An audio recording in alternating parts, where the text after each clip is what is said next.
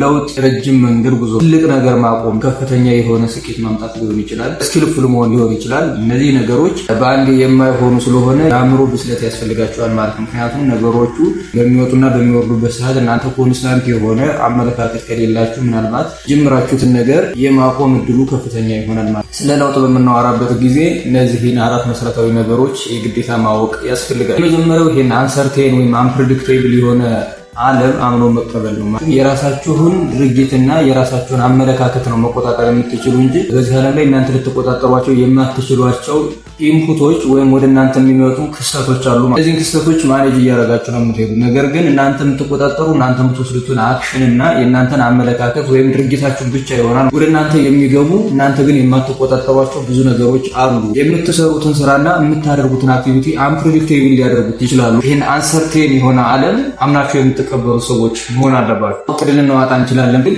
ያን ያህል ፕሬዲክቴብል አይደለም። አንሰርቴን ይህን ነገር ተቋቁመው የሚያልፉ ሰዎች ናቸው ስኬታማ የሚሆኑ ውጤታማ የሚሆኑ። ሁለተኛ ስትረስ ወይም ጭንቀትን ማስወገድ ነው። ስትረስ በምንሆንበት ጊዜ የምንሰራውን ስራ በአግባቡ መስራት አንችልም። ኢነርጂያችንን ሰት ያደርገናል ማለት ነው። ኢነርጂያችንን ይቀመናል። ኢነርጂ ከሌለው ሰው ዛሬም በአግባቡ መኖር አይችልም። ዛሬ የሚፈልገውን ስራ አይሰራም። ዛሬ ካልሰራ ደግሞ ነገ አይኖርም። ነገ ውጤት ማግኘት አይችልም። እኛ ውጤት የሚመዘነው በእያንዳንዱ ቀን በምናደርገው አክቲቪቲ ነው እንጂ ወደፊትም ወደኋላም በምናስባቸው ሀሳቦች አይደሉም። እነዚህ ጭንቀቶች ናቸው። ጭንቀቶች እንዳንለወጥ ያደርጉናል። ግንኙነትን ይቀንሳል። በብዙ ነገር ውጤታማ እንዳንሆን ያደርጉናል ማለት ነው።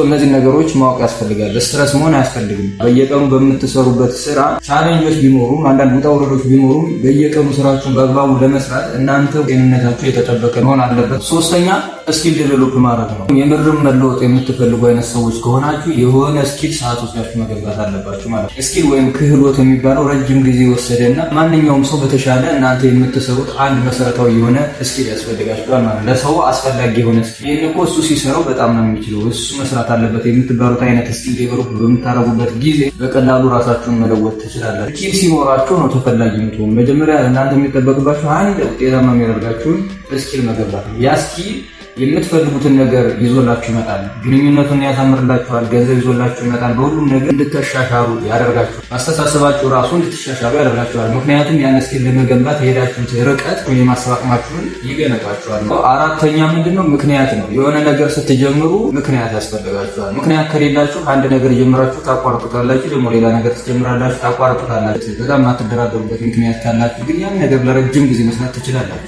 አንዳንድ ሰዎች ሲጠየቁ የሆነ ስራ እየሰሩ ለምንድን ነው የሚሰሩ ሲባሉ አይ ስለምወደው ነው ስለምፈልገው ነው ይላል። መውደድ ብቻ ራሱ አንድ ምክንያት ነው። ስለምትወዱት ትሰሩታላችሁ። ጣር ምክንያት ስታስቀምጡ ያን ነገር ለረጅም ጊዜ ለመስራታችሁ ማስረጃ ነው። ቻሌንጆች አሉ፣ ብዙ ውጣ ውረዶች አሉ። እነዚህን ተቋቁማችሁ በየቀኑ አንዳንድ አክሽኖች ወይም ድርጊቶችን መውሰድ እናንተ ውጤታማ እንድትሆኑ ያደርጋችኋል።